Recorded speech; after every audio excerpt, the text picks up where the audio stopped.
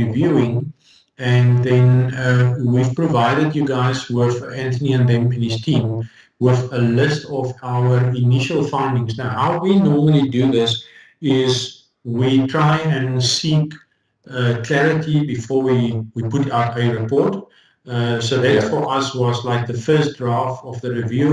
We've initially just sent it back to Power Automation, and I can share very quickly maybe that, but Anthony, you guys have seen that as well. We've actually, I think out of the, I haven't counted, but let's say it's about 10, 15 points.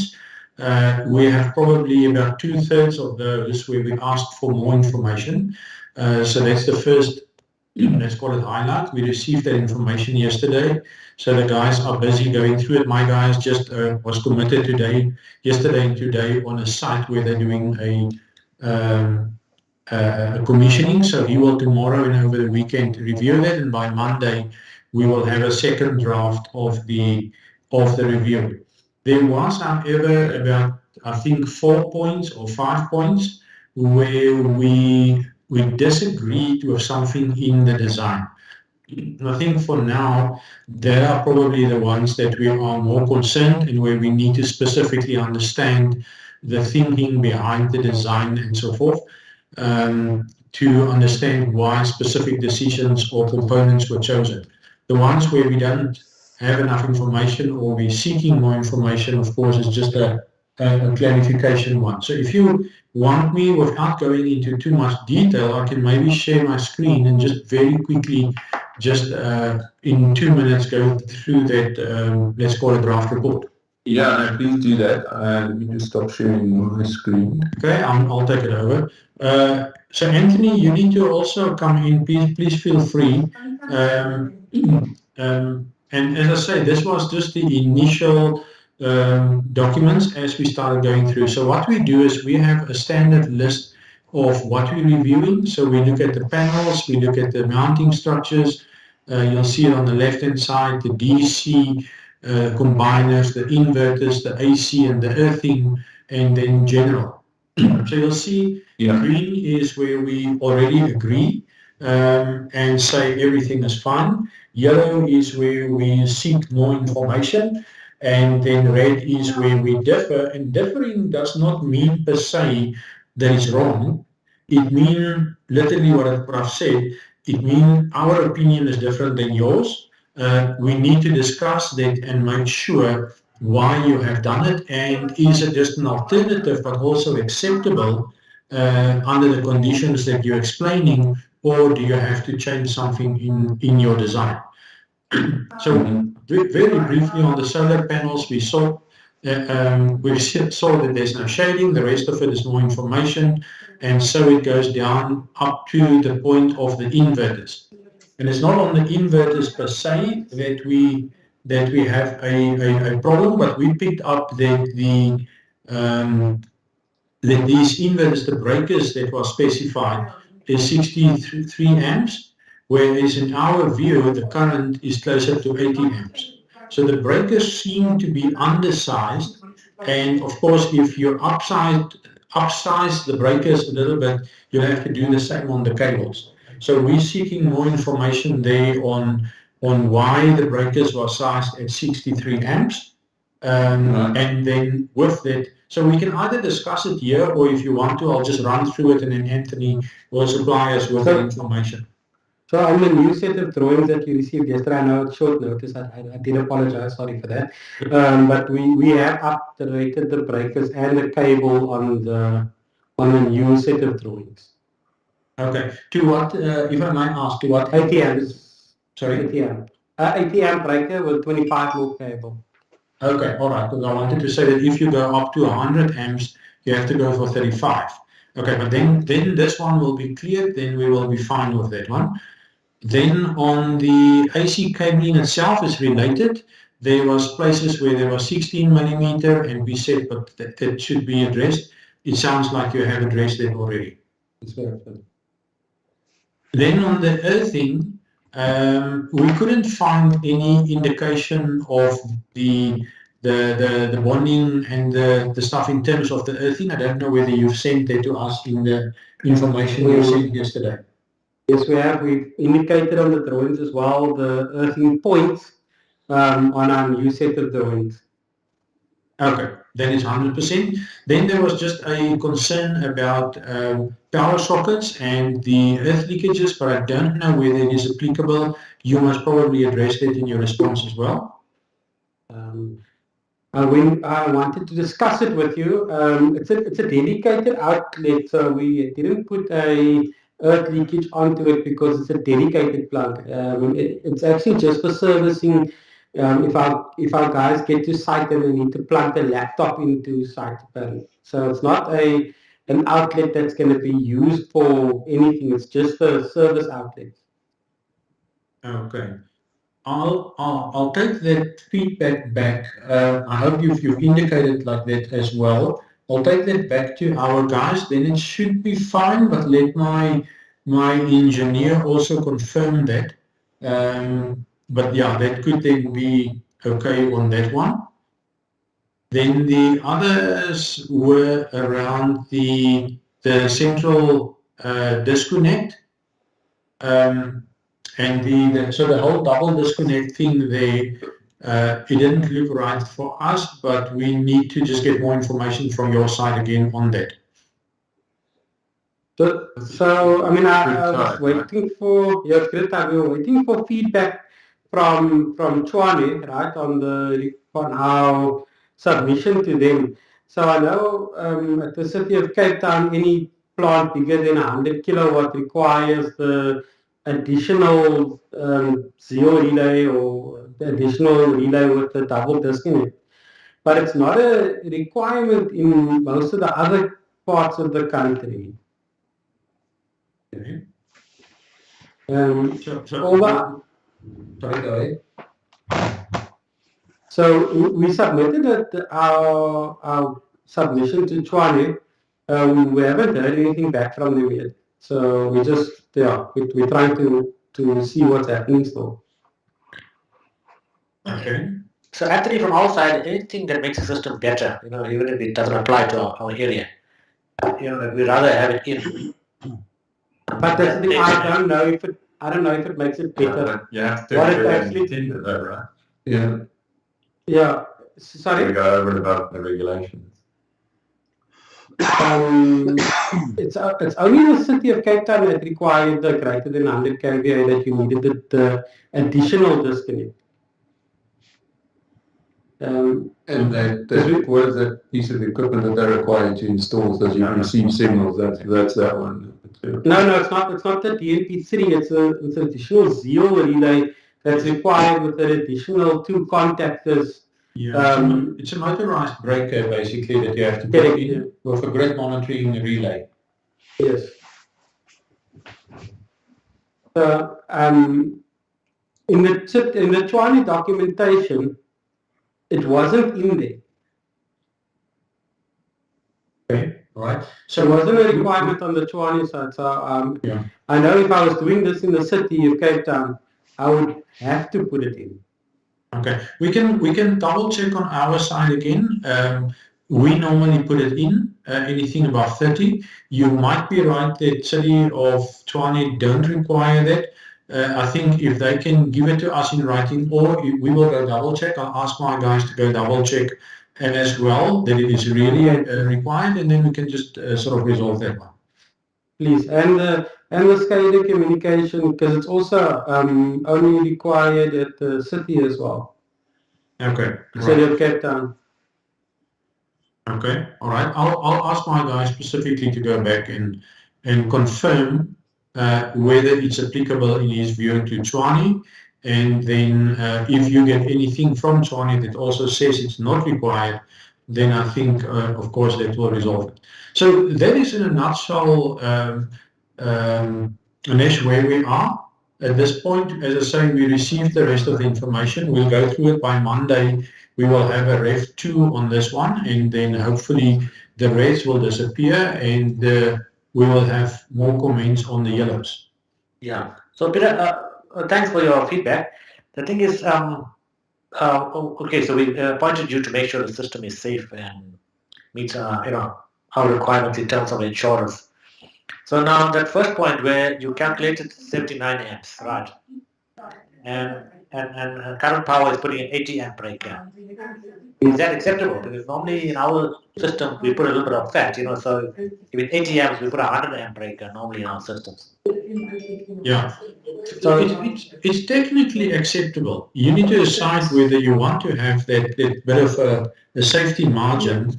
Remember that the breaker is there eventually to protect the wires and the inverter. So the wires, if it's upgraded to a 25 millimeter wire, then the breaker is fine. But if you want a little bit of a margin there and you go to a 100 amp breaker, you just have to upgrade the wires to 35 millimeter as well. yeah, so we don't want Nielsen stripping, so we're too close to the limit of the calculation. If there's a small surge, can trip. We don't want that kind of situation. So the inverter, even if there's no way for it to surge, it's got a maximum output that it can do. It can't give you more than that output. Right? So no, when I start up, like that it can go 80 amps. No. No, it's not a motor. And it's going to start up in the morning. It's going to be even less because there's no PV. The PV input's going to be low. Yeah. So can I ask a question? Is there a specific reason why you went for 50 watt inverters and not for 60 or a little bit bigger? We went for 50 kilowatts because they are available. We initial design had 100 kilowatts in it, but they are not available. There's a worldwide shortage of IGBTs for the 100 kilowatt inverters. Okay. So it was from a supply point of view. Some supply point of view. Okay. Because of course the 50s pushes up your cost. If you go for 50s, more wiring, more breakers. I understand. We couldn't guarantee that they would have 100 kilowatts in stock. So okay, or 60s. Or 60s. Okay. But we have the 50s in stock, so we blocked them basically. Okay. So from a technical point of view, because remember that we are looking at compliance in this review, the 80 amp is compliant, but as if you guys want to, or if Vodacom want to have that margin, then of course it's your choice to discuss that with Power Automation. Yeah, no, so we are relying on all your technical expertise on this one, Peter. So whatever you decide, we'll accept, as long as it's safe. That 79 amps is the absolute max, and the running amps is more likely going to be in the region of 70 only. Okay. Yeah. 72 amps. Yeah, I agree. So it is the maximum, and therefore 80 can work. It's not. I mean, it's designed. 80 can break a little bit bigger than 80 as well. So from a technical point of view, we are happy if they replace it with an 80 amp breaker. We're happy with it. Yeah. So Peter, the other big questions were previously where the fireman switch, which Yes. and fireman switch and fuses for cutoff, if something was faulty on the solar panels. That was a big issue that we had from our insurer side questions. So I need to understand with the fireman switch, and Power Automation guys, maybe Anthony, you guys can also help here. Would you just wire it into your double disconnect then? Fireman switch is wired into the main circuit breaker. So if you meet the fireman switch at the entrance of the building, or at the entrance to the property, you would trip all the AC for the PV plant. Okay. So you will physically wire it into the DB then? You will physically wire it into the fireman switch is wired as a switch at the gate. But the trip is at our DB, yes. Yeah. According to me, and again, we will, when you've told me, Anesh, about this, I've asked my guys, but I haven't had a reply yet.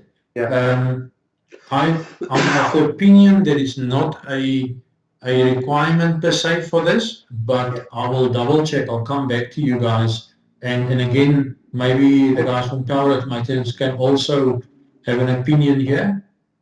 Also, you must remember if there's a fireman switch for the main breaker for the building, not for the solar, but for the main breaker. If the fire brigade comes and they pull that switch, our board will go dead as well. So all the extra fireman switch does will make our board dead, but keep your main board alive still.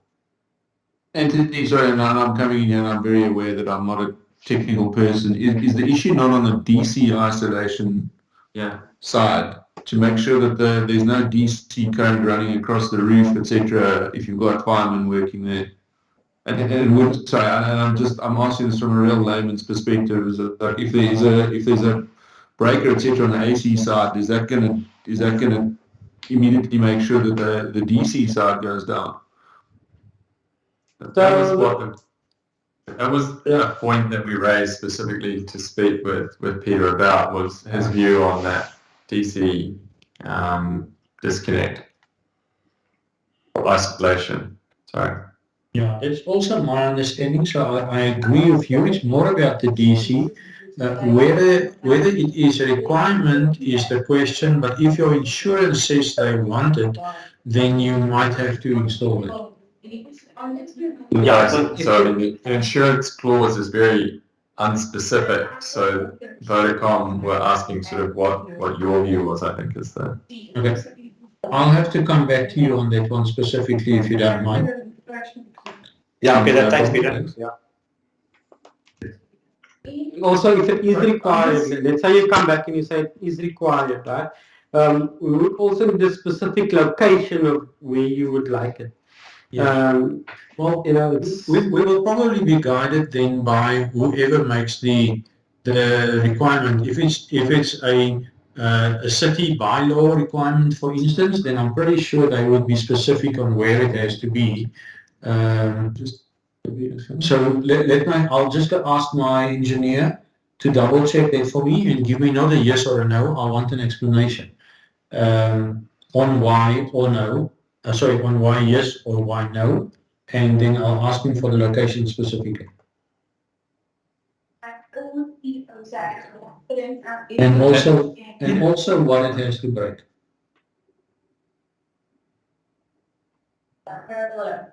Thanks. Can we just quickly go back to the point about the cable and breaker sizing?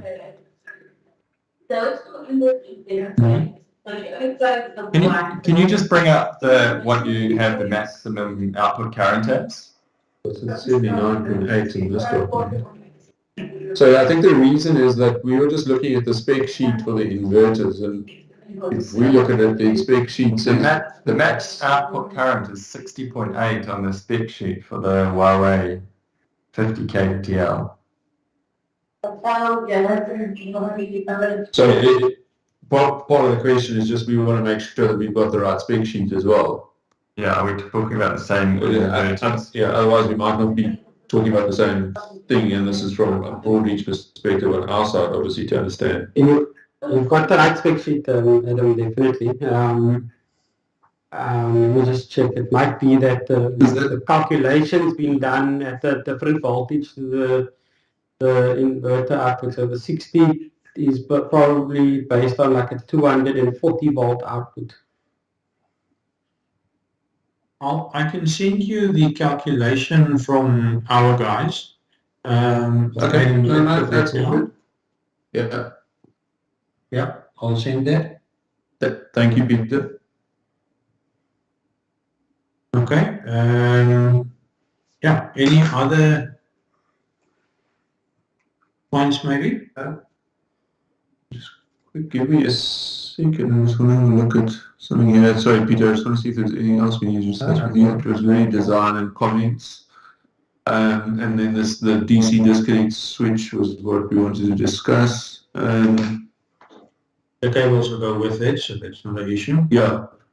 No, thank you. I think the rest of the points that we have here are on sort of non let's call it technical things, just some stuff around the insurance and building plans that need to be approved, etc. Happy for you to stay on the call though. Okay. Well, unless there's more questions for me, I would rather excuse myself, and then you guys can go on. Unless you think there's reason for us to stay on, I would, if you want us to be part of the meeting, then I can definitely ask my engineer to be part of the next meetings. I think he would give more meaningful inputs than I can. I am an electrical engineer, but of course I'm in management, so he's the guy with the detailed knowledge on all of these calculations. So what I'd like to suggest is that I think based on the feedback and based on the document that you shared and sort of with your comments and so on, I think we obviously do need a follow-up session, but probably, just with the technical people, Anthony and his team, and maybe a technical person from our side, and your engineer, just to close out on all of those things. But perhaps we can just set that up as a separate meeting at a time. So we should be able to send you this version 2 of the report by Monday. Maybe we can set it up for Tuesday or so. Just give you guys a day to also review what our findings is. Because most of the time it is just a matter that has to be discussed so that we have 100% alignment. 100%. So happy to do that. I think as soon as you are in a position to circulate the updated list, then we will arrange a time for the relevant people to meet to discuss that. Okay, Anthony, can I send you our availability for, let's say, Tuesday afternoon or so? Really quickly. Can we make Wednesday, Peter?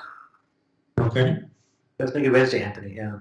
Yeah, let me start checking. My Wednesday is the 13th. Yeah, Wednesday works better for me. I've got it Tuesday afternoon already. Wednesday is 19, eh? Yeah, I'll just check. It looks like Wednesday afternoon late-ish or early morning. Sorry, I'm on the wrong Wednesday. Apologies. The afternoon is difficult. The morning of the 19th can work, and it looks like it can work for Matimba as well. Diary is also. Yeah, the morning for the 19th is also fine for me, but can we just want to check with Etienne quickly? If as long as it's not early morning, let's say about 10 o'clock. So not before 7. No, you guys can. Remember, my time zone is just different to you guys. I'm 6 hours behind. That's why he's pushing it later in the afternoon. Okay, I can, if Matimba can maybe move. Sorry, if Matimba can move his meeting, then I will not be part of it. I'm out from 1 o'clock. In fact, from 12 o'clock I'm out, but Matimba can also be in the meeting. He is actually the guy doing all the calculations in first round review. So what time you say would be better for you in the afternoon? 10 a.m. is fine, Pastor. Yeah, anything 10, from 10 a.m. South African time is good for me. No problem. I'll be back. I'll be back in South Africa on the 25th of April. I'm just on my way to the United States at the moment. Okay, let me check with him quickly if we can push it to 11 o'clock, and then I'll confirm with you, Anthony, and then if I don't have everyone's emails on there, then you can just forward that to the rest of the team as well. Perfect. Okay, thank you. Thanks, Peter. Okay, all right. Anything else maybe from our side? Just maybe if I may from my side. So of course we haven't looked at the other design and stuff. I did get that feedback from Anthony that there's a bit of a delay in that one. So we're pushing ahead with the Roslyn one, and as soon as we receive the rest, we'll continue with it. Yes, yeah. Okay, sure. Thank you. Sorry, Peter, while I've got you on, just one thing I want to ask. In your review, you requested a 4-pole breaker. Is there a reason for the 4-pole breaker?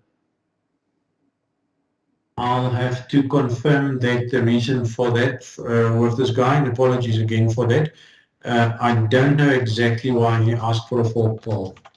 Okay. Because I mean, technically it's symmetrical power, so the neutral doesn't have to carry any current at all. Yeah. Okay, I'll confirm that as well. I'll try and respond with these answers by tomorrow, if not today. But you'll definitely have that before the weekend. Perfect. Thank you. Thank you. Thanks so much. Thank you very Okay, much. are you okay if I then leave the meeting? Yes, Peter, you can. Yeah, sure. Okay. Thanks. All right. Thanks everyone. Okay. Thanks, Peter. Bye bye. Bye-bye. So let me share my screen on the last couple of items that I think we need to just quickly chat through or touch base on. Sorry, just pull this up here. I think we discussed this fireman's requirements.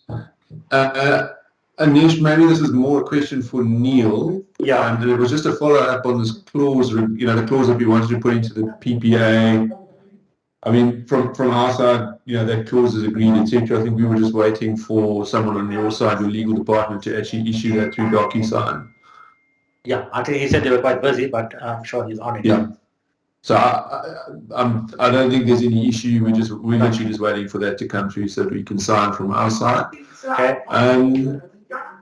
Then I just wanted to catch up on the process of designs for MHV and the building plans and the building plan approval process. I don't know, Anthony or Anish, are you able to give some feedback on that? I think in our last meeting, Anthony, you were going to submit some additional designs. So we sent off the designs that the required, the architect required. So he said thanks. So we're just waiting for them to come back to us. Yeah. So Silverton 1 is gone in already to the council. Right. So we had some other plans to be put in. So that was done already.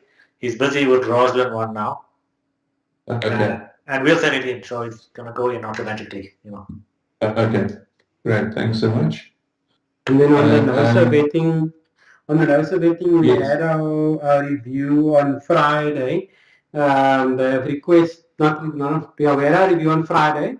They came back to us yesterday and requested 4 more documents, which we will submit by Monday.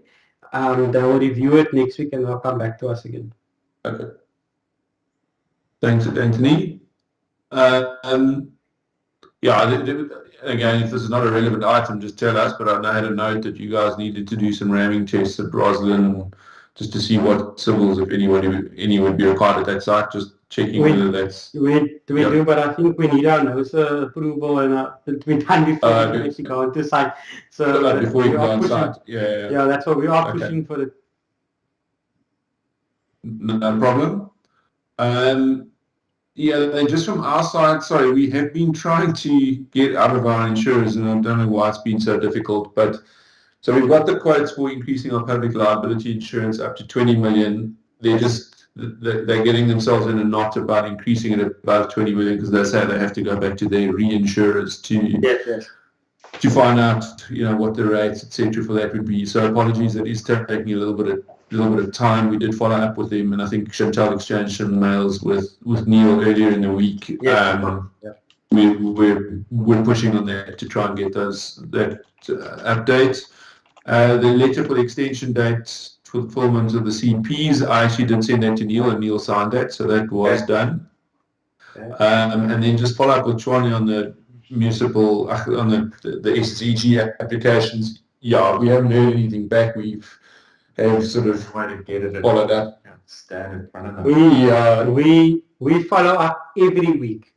We've got the lady in Nomsa at Chwani. We literally send an email every week and call, and there's no response from her.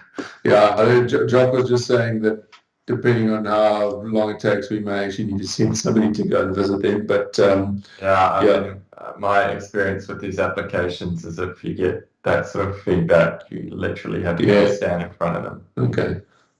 So I mean, let's monitor that. If we don't get any feedback, then Anthony will be in touch with you just to make a plan about. I don't mind going there. Honestly, I don't mind going there and going to go and take a flask of coffee with me and go and sit there for the entire day until someone actually gives me the approval. You need some I Kentucky. think this suggest Craig could do it. But I need to take some Kentucky with me. Take a Kentucky, a barrel of Kentucky. It works all the time. I only offered to share it. If you offer to share the Kentucky, you might get some action. I think, so I think that those are probably all the items we really needed to discuss. I mean, we can go through the other tracking list, but I had pulled out the relevant ones into this email. We'll continue to work on the outstanding items and set up a meeting with Peter next week. I think that's the key one. The building plans, Anthony will know, registration is on the go, and then Chuan is the other sort of important one. But as we say, we may have to go and visit them and see what we can achieve that way. Perfect. Anything from anyone else, Anish, from your side? Yeah, it's a question on Silverton. I mean, what's the progress there now with the is there plans to start clearing site, or have you got codes in? Have you got a contractor? I've got the quotes. I've got the contract already. Really?